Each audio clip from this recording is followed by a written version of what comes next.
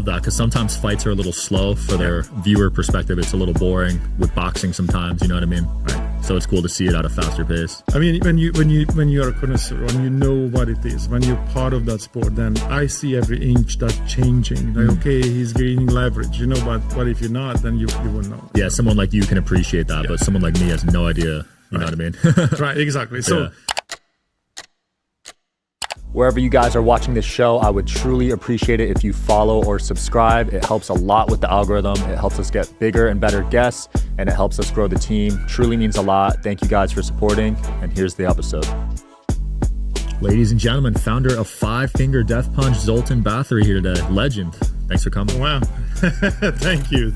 I mean, what you've overcome, man, we'll get into your story, but it's legendary for sure. Time some mountains, yes. Yeah. And now tell me about PGF. You just got involved with that, PGF. right? PGF is a Professional Grappling Federation. I'm a martial artist since I was a little kid. And so I've been involved in competitions since I'm about 11 years old. So I started at 9, started to compete as 11. First judo and then jiu-jitsu.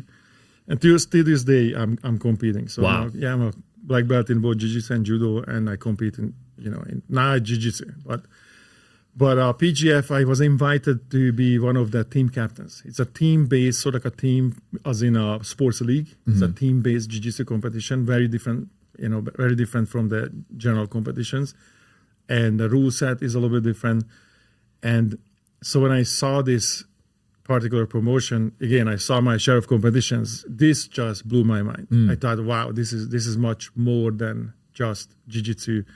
This is everything you love about sports plus jiu-jitsu. Right. The league aspect, the way that they sped up, rules dictate behavior. So they changed the rules a little bit, so it speeds up the game. So even if you're not a connoisseur for jiu-jitsu, you enjoy it because what's happening is super fast and gentlemanly violent. Yeah. I don't want to say violent, it's gentlemanly violence. There are some rules. And when I saw this, I'm like, I need to be involved with this one. I love that because sometimes fights are a little slow for their viewer perspective. It's a little boring with boxing sometimes, you know what I mean? Right. So it's cool to see it at a faster pace. I mean, when you're a connoisseur, when you know what it is, when you're part of that sport, then I see every inch that's changing. Like, okay, he's gaining leverage, but if you're not, then you won't know. Yeah, someone like you can appreciate that, but someone like me has no idea, you know what I mean? Right, exactly. So when I saw that, it's like, as any business, I look at business like, like let's say you look at somebody's hand of cards, for example, right? If you had a jack, a 10, and a queen, right? Then I can say, okay, well, I have a 10. Let's say I have an ace and a king, we can make a royal flush. Then this is a business. This can be something, right? Right. And in life, I look at everything that way, that be the band, be the business, that if we pull together resources, can we make a difference? Right.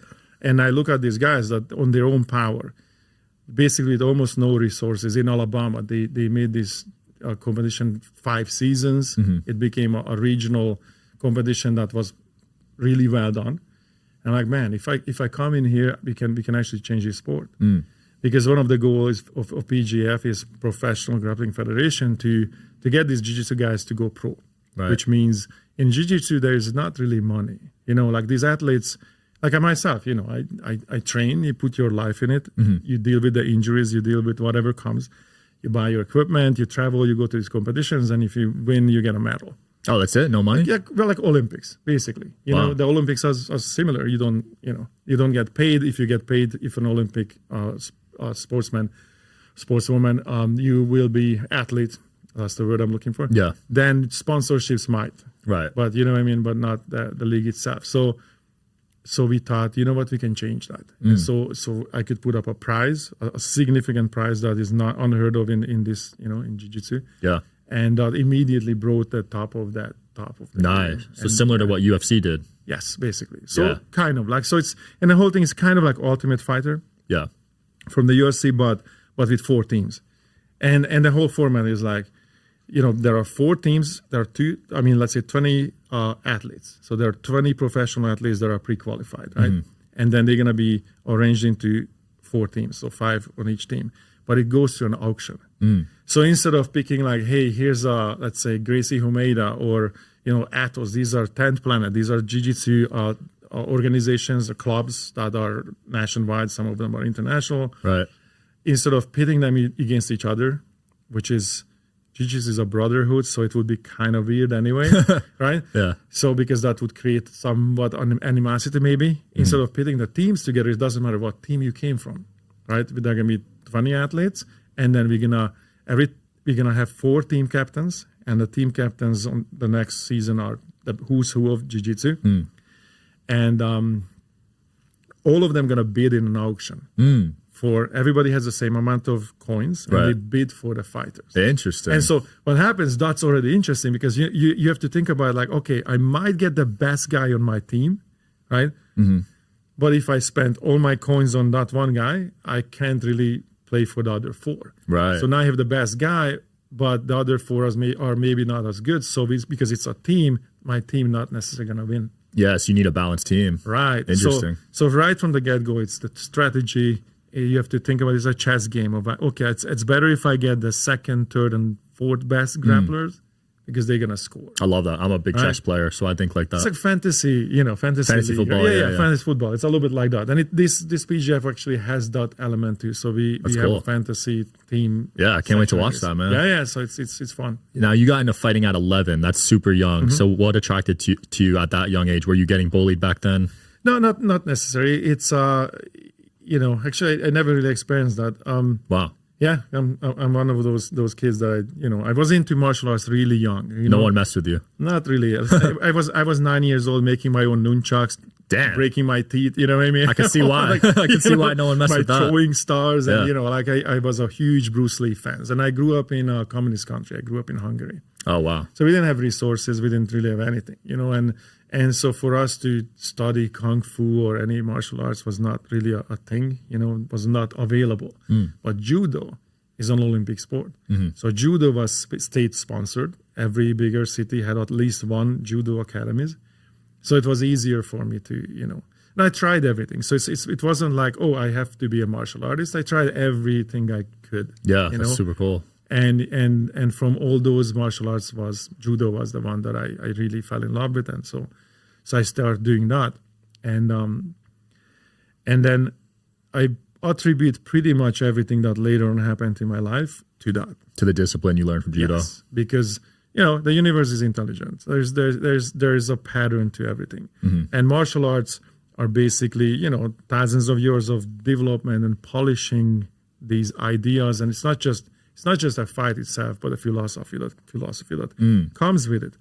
And so obviously there are specific principles, and those principles are what's shaping both your mental and physical, development. And when you do that in a very young age, even though I would say doesn't matter how old you are, start now. Yeah. Right. But if you do that in a really young age, then it just simply rewires your mind. Absolutely. That can impact your whole future, because at such a young age of 11, sometimes in your teenage years, you're kind of rebellious, but you had such good discipline at a young age. Right. You were able to translate it into success pretty early on, right? Yes. And it's you being thrown into the deep right away. As a kid, you have to go out on a mat, and now you're going to have to fight this other kid, right?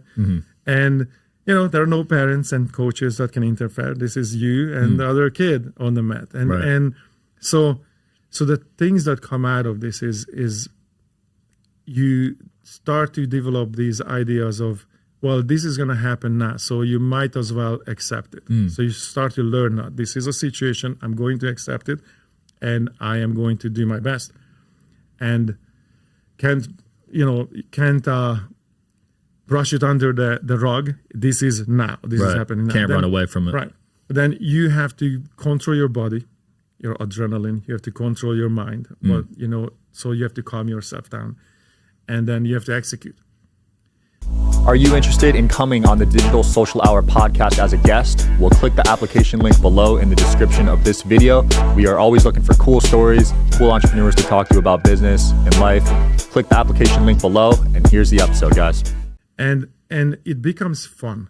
And when it becomes fun, then you start to look at things like, well, this looks like an obstacle, but it's not really an obstacle, it's a challenge. And that little change in your mind, that you look at things that they're no longer obstacles but challenges, that rewires everything. I love that. Now, everything, when somebody said to me like, oh, this is not possible, that's when I get excited. That's what makes me like, oh yeah, let's go. Because, That's so cool. Because you said that it's not possible. That's such a great mindset to have, right? Because other people would say it's not possible and they would agree with them, right? But you have the opposite mindset. Let me achieve that. And when you dream things, I mean, I came out of Hungary, that was a communist country. As I said, we didn't have passport, didn't have resources. I came to America with a bag of clothes, a guitar, and $200. Wow. Didn't speak English.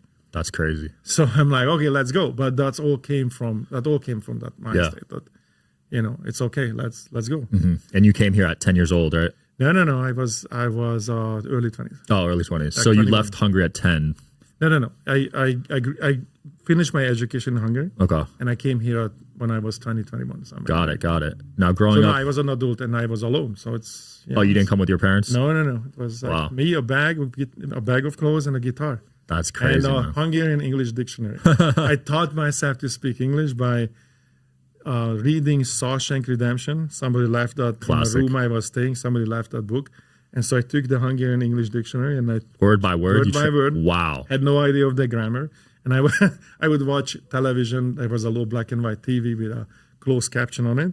So I could recognize the words that I'm reading and what they say. That's crazy. So it took me like 3-4 months to kind of have an idea. Okay, that's pretty quick actually. 3-4 months. I read that book, 25 times because eventually I started to understand. Nice. Like, oh, this is a really good book. So yeah. I restarted. Did you see the movie too? Yeah.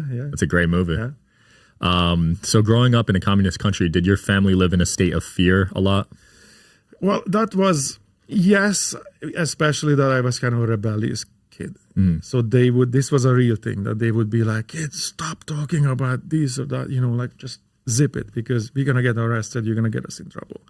That was a real thing. And the generation before me was the one that was really hit by it, right? So my parents, like they were, as I said, I was a rebellious kid. So I was always saying, we're going to grow up. This is our generation going to grow up and we're going to destroy this. We're going to take this down. This is not, acceptable for us.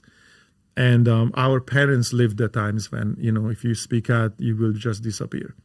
And then that's it. And if somebody asks questions, they'll disappear too. Wow. Oh, yeah, this was a serious thing. That's scary, man. Yeah.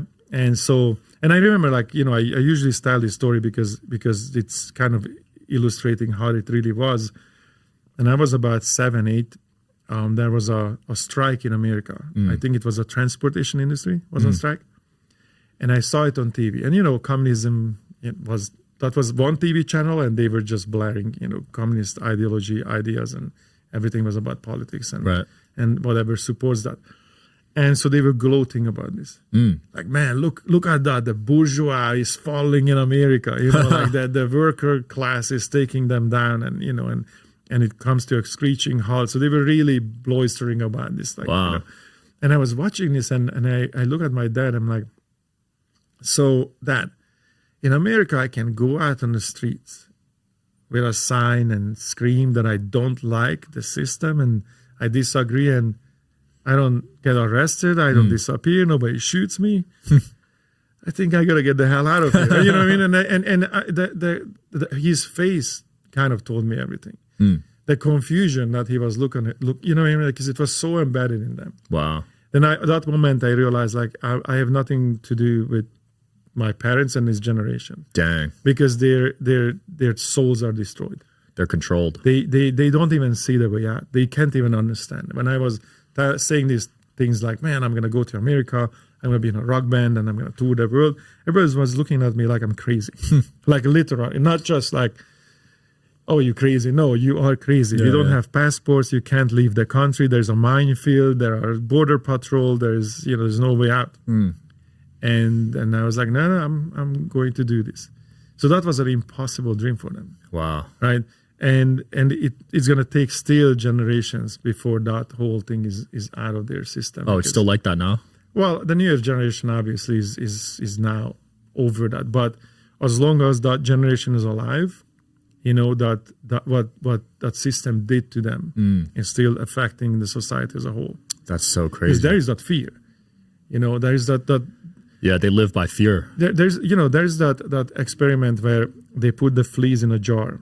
Probably you saw this. I've seen that, right? And they put a lid on it, and then eventually the fleas not jumping any higher than the lid. Yep. And they take off the lid, and the fleas don't jump out, even though they could. that's a perfect illustration. Perfect. Yeah. Of that they were mentally and spiritually just destroyed. Wow. That they could not see another way. This was their entire existence. Like how, your circumstances, your education just shapes you. And if there is no other information, then you believe, and that's your system. That's your belief system. That's how you're going to operate. So coming here must have been a huge change for you, right? Oh, yeah. I mean, for me, the Statue of Liberty was like, it hit me hard. Wow. We take it for granted as citizens, but hearing your perspective on it makes a lot of sense, the freedom aspect of it. Yeah. I thought like, okay, now I'm here. And I knew what it was, it stood for. And we were very well educated, actually. So that's one thing that they did right. I mean, you have to read between the lines because they just obviously had a massive, skew to their ideology. Yeah. But as standard education, you had to, know everything. You can't just pass grades. And high school was not high school was a privilege. So you can't just go to high school. You have to, no. You have to have a 4.0. Damn. So that means like we have 5 grades, 1 to 5. 5 is a top and 1 is a fail. And you have to have a 4.0 average just to be able to apply. Wow. If you don't bring 4.0, and behavior was part of it. So if you were a straight A student, but a lunatic, you still can't go to high school. Interesting. Right? And so you have to have 4.0, and then they put you to really difficult tests, like 1,000 questions. 1,000 questions? Yeah, something like that. Oh my gosh. And then whoever scores the highest, those are the guys that are getting the seats. And then if you didn't get into the, let's say, 500 seats available, if you were 501, sorry. You have a chance to go to a secondary choice, another high school. And if your score fit in there, then you get in and you knock out another kid. And whoever knocked out, they will not have a high school education. Wow. You're going to go to trade school, and maybe at night you can go to a special school to attain it. So it was hardcore. That's insane. Same with college. So you're an idiot. You're not going to be a doctor. If you don't know your stuff, you're not, So they were super hardcore about that. Yeah. A 10-year-old kid was already a very well aware, self-made pit bull that knew that, okay, I can't screw up. I can't screw up because we don't have a private sector. So it's not like I drop out of school and I'm going to go and start a factory or company or whatever, a startup. No entrepreneurship there. No. Wow. So you had no choice but to go to school. So like by the time I was growing up, there were some privately owned little shops and this and that, but nothing on a large scale. That's crazy. And you were doing that while balancing the rock stuff on the side, right? The music. Well, when I was a kid, even the guitar, the first guitar I had, right? So we couldn't afford one. So I took a jigsaw in my parents' coffee table. Like, this could be a pretty good guitar. Yeah. So I literally cut out a shape. I was a big fan of BC Rich guitars, and I cut out a shape, one of those crazy guitar shapes. Yeah.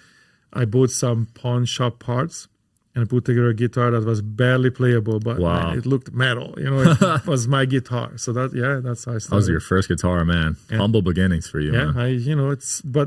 That's kind of an Eastern philosophy compared to Western philosophy. That's the big difference. Yeah. Because we didn't have resources. If I ask you like, hey, we have to go to the moon, what do you need? You're gonna have a long list of things that you're gonna need to get there, right?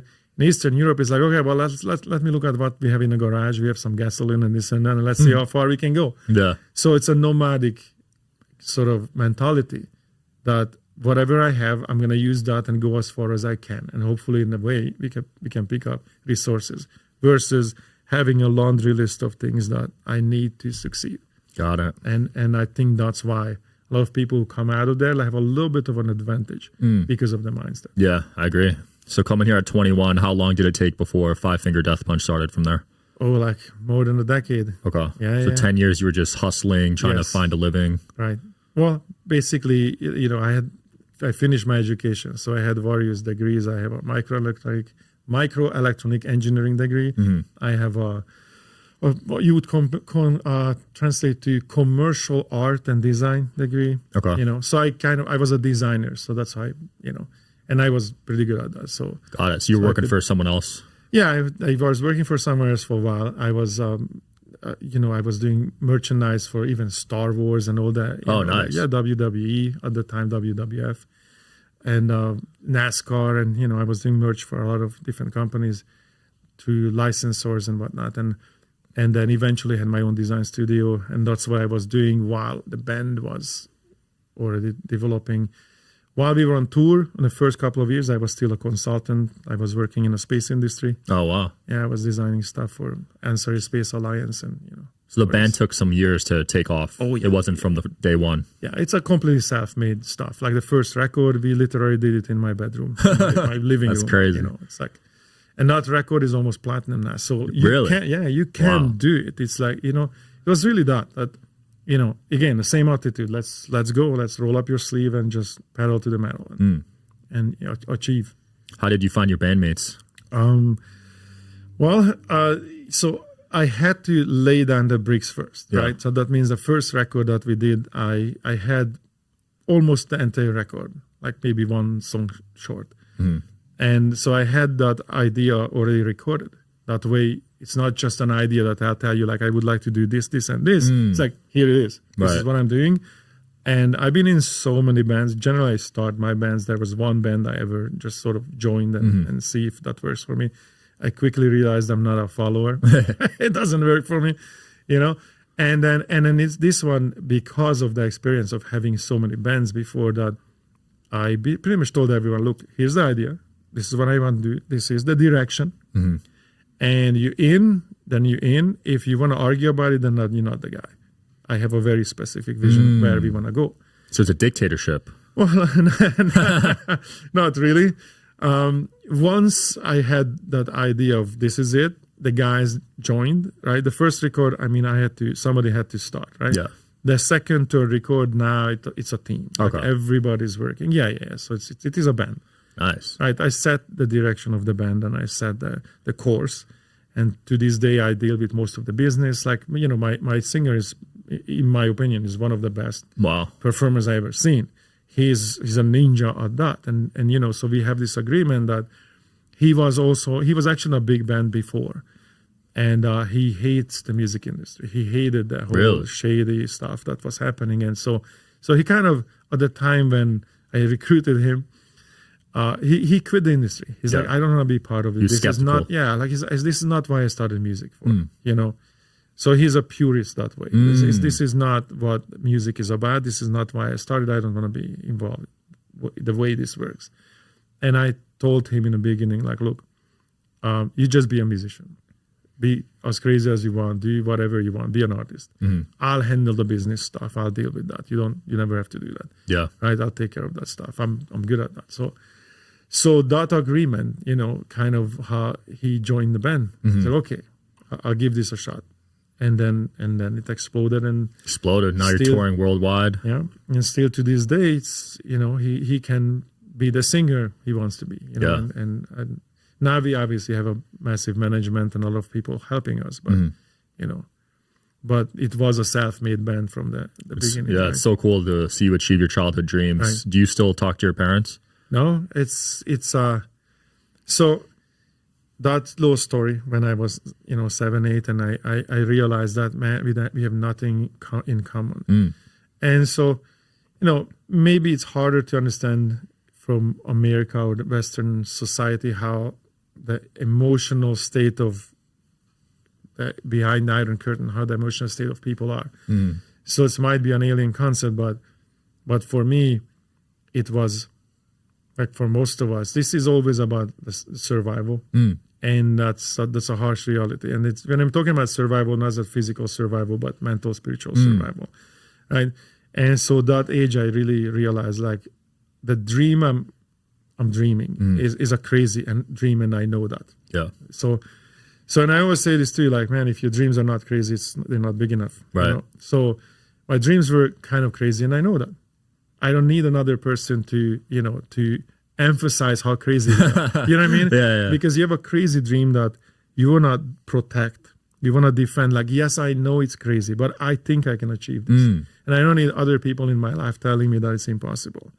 I know it's near impossible.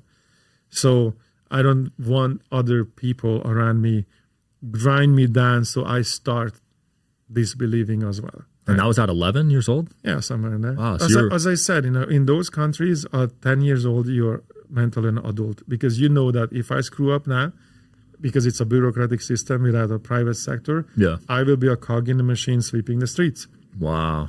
Because they must see all your success now, and they must want to talk to you. You know what I mean? Yeah, I separated when I was 14. Wow. I went to a boarding school, and I never went back home. Dang. Yeah, because they were both in the military, high-ranking officers, and that was, that was their life. That was how they view the world. And I eventually realized there is no conversation here. There is no spiritual, emotional connection. Like, we don't speak the same language. And I basically put them in a box that you are harmful to me. Right. You're harmful to my development. You're harmful to my spiritual and mental development. Wow. You will never understand what I'm doing. And at one time I tried to reconnect. Like, somebody told me, like, well, everybody deserves a second chance. And, well, this is actually chance 15. But okay. and within the first, I made a phone call to my mom, and literally in a first minute, I think, minute and a half, she did drop, like, are you still playing that stupid guitar? Oh. And I'm like, all right, we're done. Damn, still after this many years. They could not understand that, To them, it was like, hey, if you lay bricks, that's a job. That's a man's job. Do that. And I'm like, I'm a musician. I'm an artist. I'm painting. I'm playing guitar. I was going to these schools that are specifically, because we were separated to various schools in those systems.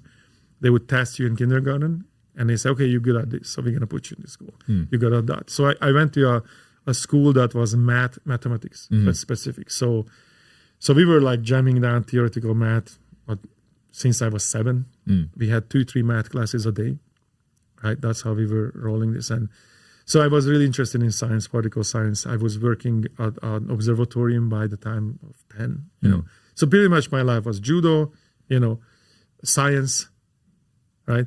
And art.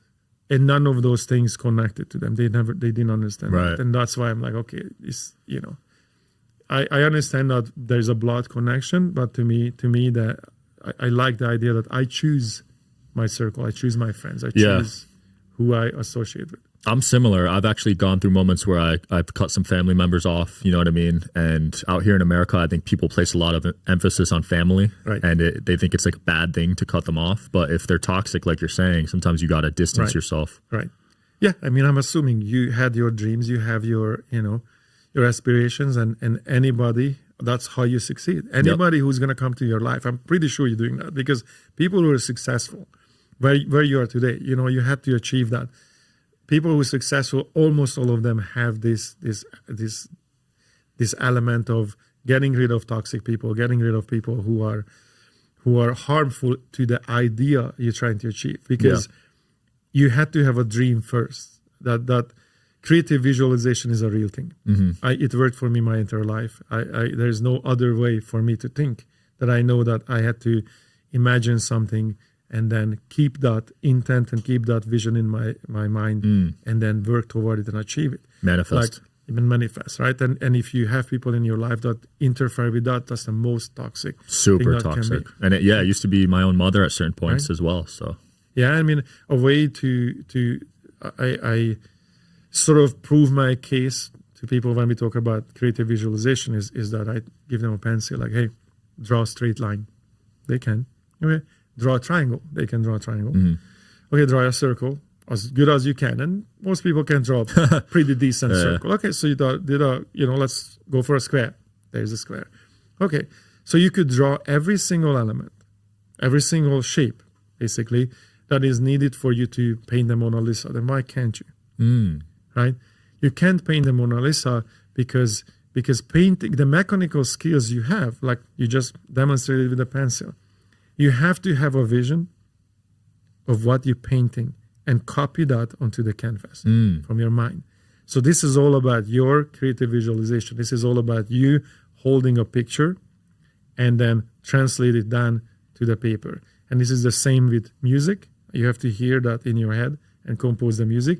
And this is the same with life. You will manifest your life exactly how you imagined it. Right. I love that. Yeah. And then, so that's my proof. Like, here's a pencil. Then why can't you paint? Yeah, that's so powerful. You also help a lot of veterans. Correct. Why did you become so passionate about the veteran community? So various reasons, but to put them in order, I grew up in a military base. I was born in a military base, so from the early age I saw how, even though these guys were serving a different system that I did not agree with, I did understand how different those people are, right? The warrior class, basically. And there's a utopistic idea, like, imagine how cool it would be if nobody broke the law, if countries were not warring, right. we don't need any weapons because nobody think of hurting others. That would be fantastic. It's not the case. Yeah. Unfortunately, it's not going to be the case for a long time to come. And so if you accept that, and you kind of have to because this is reality, then you do need the guys, men and women, who will sign up for defending the agreed upon rules. We agreed upon that we're not going to steal from each other. We agreed upon that we're not going to hurt each other. We agreed upon that, right? But some will break those rules. And so you need muscle. You need men and women with that mentality that I sign up to defend the agreed upon rules. Like, so many times, let's say police gets a lot of crap too, Yeah. It's like, okay, they did make the rules. If you want to change the rules, you need to vote people in who will change the rules. Right. They just follow what they were told. Now, there are some issues, yeah, in any case, of course. There are people who maybe shouldn't be there, right? But that's the case with everything. And if I wanted to compare, let's say, how many injuries or how many issues police officers cause, well, the medical field causes way more. Way more. Way more, infinitely more. So, we don't go out to the street and with signs like "down with the doctors." So, but when it comes to the both military and police, I look at them as, these are the guys who risk their lives to protect the agreed upon rules that allows us to be a society, right? If we disconnected electricity, if we disconnected electricity or, shut down, the food chain for 3 days, what would happen? It's absolute chaos, right? If the police didn't go to work for 3 days, what would happen, right? Crime. If the military just quit, all of them today, what would happen, right? So, so it's kind of crazy to, of course, we always look at it, war is terrible. Yes, it is. But again, as long as it's happening, as long as there are elements that want more and elements that want to break the system, elements that violate the agreed upon rules, then these guys are necessary. Absolutely. And you and I, we wake up in the morning and we do about our business. I'm not thinking like, man, maybe this is the day that I'm not making it home. I don't think about that. They do. Yeah. So, so at least they deserve the respect for that. Absolutely. So I kind of look at them as that, like the lost Spartans, the lost warrior class who sign up to, and look, there's a firefight happening, the military and the police runs toward it. Everybody else runs the other way, obviously, right? Yeah. So you got to recognize that, that that's a different kind of person, and I respect that. And being a martial artist, obviously, that's close. That's a close thing to me. I train with a lot of them. I train a lot of them. So that's cool. I love that. Yeah. Zoltan, it's been fun, man. Where can people find you and anything you want to promote? I know you got the coconut water brand. Yes, that's another once upon a coconut, the best coconut water you ever. You know what? Here's the thing. I didn't really like coconut water. It was not a thing, right? Until I tried that. And wow. I'm like, I need to be part of this. So, they're addicting, man. Every time I see one in my fridge, I pound it. Right. That's definitely the best one in the world. And I'm part of that business as well. And I mean, that's the idea. Just, I'm check marking everything, like I came from there. I was 20 years behind, So now it's pedal to the metal and everything I can be involved with, everything I ever wanted to do, I kind of check mark. And I know you got Epic Roll too. Oh, Epic Roll, yeah, that's another one. That's a Jiu-Jitsu brand. So, I'm building my little empires. But it's every time I get involved with something, it's the same thing I just told you. That I look at a situation, I look at a business, can I be helpful here? If I have to reshuffle the cards, then I'm not the right guy. Right. So, coconut water, Epic Roll, I have various companies. I mean, obviously the band is my main, music is my main thing, but on the side, this is fun for me. Passion Everything projects. I can build, entrepreneurship is something where, because it's a chess game. Yeah. It's a chess game, and if I can do something that, like this is good. There is no other, not other ingredient but coconut water. Right. Like I stay away from sugar as much as possible. Unfortunately, it's kind of difficult. Yeah. So I look at something like this. I'm like, okay, this is 100% healthy, so I can step behind it and say, okay. Yeah. Or my Epic Roll is a brand that's one of the best, most comfortable jiu-jitsu gear I wore. So before I got involved with that company, I already was using their gear, and then I thought, okay, if I get involved, I can help. Love it. So everything, Everything's PGF, aligned. same thing. Everything. If I can add one, then I'm interested. Yeah. Love it. We'll link it all in the video, man. Thanks so much for coming on. Thank you so much. Yeah. Thanks for watching, Absolutely. guys. As always, see you tomorrow.